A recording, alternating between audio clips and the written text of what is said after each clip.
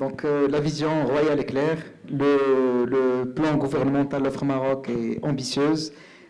Quid pour la région? Comment vous préparez pour accueillir ce plan? Surtout que vous abritez par exemple l'OCP, donc le site de Joff, il est sous votre gouvernance. Donc comment vous vous préparez? Quel impact vous sentez? La vérité, j'allais dire que je n'ai presque plus rien à dire après tout ce qui a été dit. Parce que ce n'est pas une affaire de région, c'est une affaire d'abord nationale. Comme l'a dit Selhati, j'ai lu avec beaucoup de plaisir la circulaire concernant justement le développement de ce secteur. Et quand je dis plaisir, je dirais aussi beaucoup de fierté. En lisant ce document-là, je me disais, c'est la première fois, la vérité, que je vois. On a l'habitude de présenter des plans, PowerPoint, etc. Mais ça, c'est une véritable ordonnance. C'est une ordonnance de développement d'un secteur avec des responsabilités et quelques je dirais, timing pour au moins le début de réalisation, puisqu'on a fixé le troisième trimestre 2024 comme première étape d'ouverture ou de négociation des offres de loyer des fonciers pour le développement de ce secteur. Donc, la fierté vient aussi d'une vision royale extraordinaire. Ça fait 18 mois que Sa Majesté a présidé une réunion à ce sujet-là. Et donc, et voilà, c'est ce que j'appellerais personnellement un nouveau métier du Maroc. On a les nouveaux métiers, ça a un nouveau parmi les nouveaux, et qui va toucher tous les autres. Qui va toucher les autres, qui va permettre à certains de se développer, à d'autres de survivre, et qui va permettre aussi de créer de nouvelles opportunités d'emploi, sachant qu'il y a d'autres métiers qui vont disparaître. Donc c'est une vision vraiment holistique du souverain. Lorsque vous voyez cette feuille de route, donc elle s'inscrit totalement dans les objectifs de développement durable, donc, et je dirais qu'il y a même des anticipations par rapport à ces objectifs. Maintenant, si je reviens à la région, je dirais d'abord, j'ai hâte de voir tout ça sortir. Vous voyez de la jubilation chez nous. Exactement. Si je reviens à la région, ça s'éveille. Exactement. Vous avez cité tout à l'heure 0,16% des émissions de gaz à effet de serre par le Maroc. Je dirais notre région se fait 0,08% des gaz à effet de serre mondial. Ça veut dire qu'on fait la moitié des gaz à effet de serre du royaume.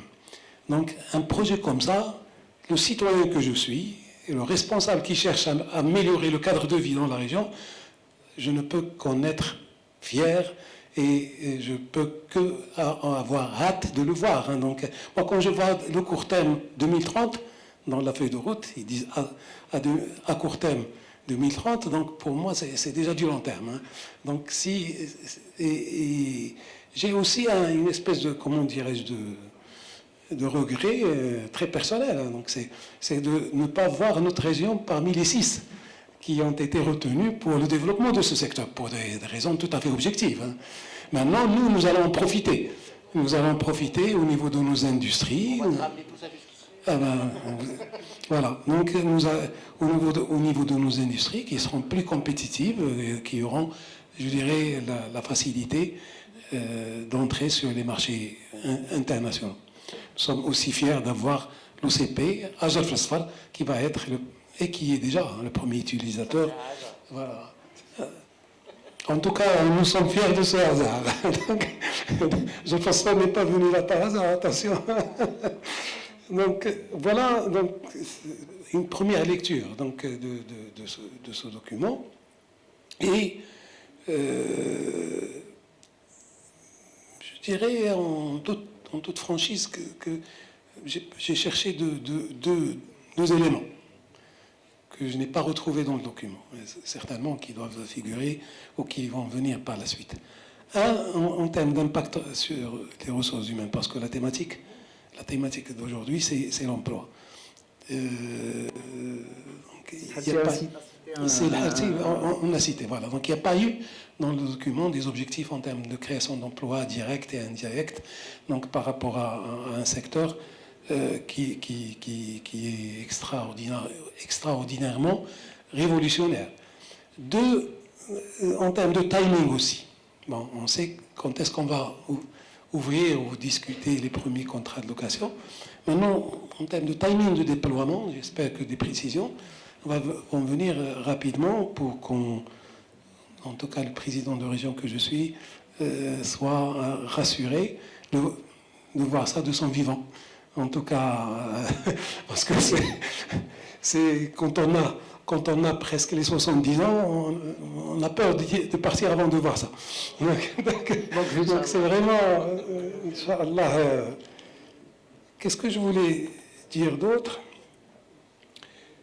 Il y a trois chiffres qui m'ont interpellé dans le document. Le premier chiffre, c'est le 1 million d'hectares. Moi, j'ai vécu dans ma génération, et il y en a beaucoup aussi qui ont dû vivre ça. Voilà. Le fameux 1 million d'hectares d'irrigation. On est à deux. Et voilà. Donc, c'était une vision, une ambition d'un souverain, Allah yarhamou, Hassan Thani, et qui a donné lieu au barrage, qui a donné lieu à toute une politique de réforme agricole, etc., etc. Et si aujourd'hui on est un pays qui peut s'enorgueillir d'une quasi-souveraineté alimentaire, donc c'est parce qu'il y a eu des visionnaires à ce moment-là. Là, on est dans le même schéma. Que ce soit l'alimentaire, on est dans l'énergie. On est dans l'énergie et on est également dans la pollution, donc dans l'atmosphère, dans le cadre de vie. Le deuxième chiffre, c'est et monsieur l'ambassadeur l'a dit, et je vous remercie, nous sommes un des 6 premiers pays au monde qui sont sur le radar du monde par rapport à ce secteur. C'est pas un secteur artisanal, avec tout l'amour que j'ai pour l'artisanat. Donc c'est quelque chose de novateur, dans lequel il faut beaucoup de recherche, dans lequel il faut beaucoup d'atouts, bien sûr. Et nous faisons partie des top 6. Et le troisième chiffre, c'est que nous ciblons et nous voulons atteindre rapidement 4% du marché mondial en cette énergie. Donc c'est une forte ambition. Il n'y a pas beaucoup de secteurs dans lesquels nous avons 4% si nous excluons les phosphates. Donc c'est vraiment une feuille de route ambitieuse, une feuille de route, à mon avis, qui donne de l'énergie. Pas seulement de l'énergie à consommer, mais de l'énergie, donc qui va guider un ensemble d'autres secteurs. Et on ne peut qu'en être fier. Voilà ce que j'ai à dire. Monsieur le Président, vous êtes connu par votre sagesse politique, mais aussi en tant qu'économiste affûté. En un mot, êtes-vous rassuré par rapport à tout ça? Rassuré par rapport à tout ça? Écoutez, je ne peux pas ne pas être rassuré. Vous êtes rassuré? C'est une ambition d'un peuple, d'un pays, d'un souverain. Et donc, vous voyez, monsieur le ministre, comment il en a parlé, monsieur le président, comment il en a parlé, monsieur l'ambassadeur, comment il en a parlé, le nombre d'investisseurs qui viennent, je peux vous dire, ceux qui ne connaissaient pas encore le mécanisme, ils venaient chez nous, au Conseil de la région, sachant que nous sommes responsables du développement économique de notre territoire, donc ils savent que nous sommes également investisseurs, et donc nous sommes en train de travailler avec monsieur le ministre, d'ailleurs, sur des zones industrielles pour développement, et nous voulons que ces zones industrielles soient des zones vertes et durables. Dans notre plan d'aménagement de la région, nous nous sommes interdits, et monsieur le ministre est d'accord avec nous, il le suit, d'introduire des industries polluantes à Casablanca. Il n'y aura pas de nouvelle industrie polluante à Casablanca.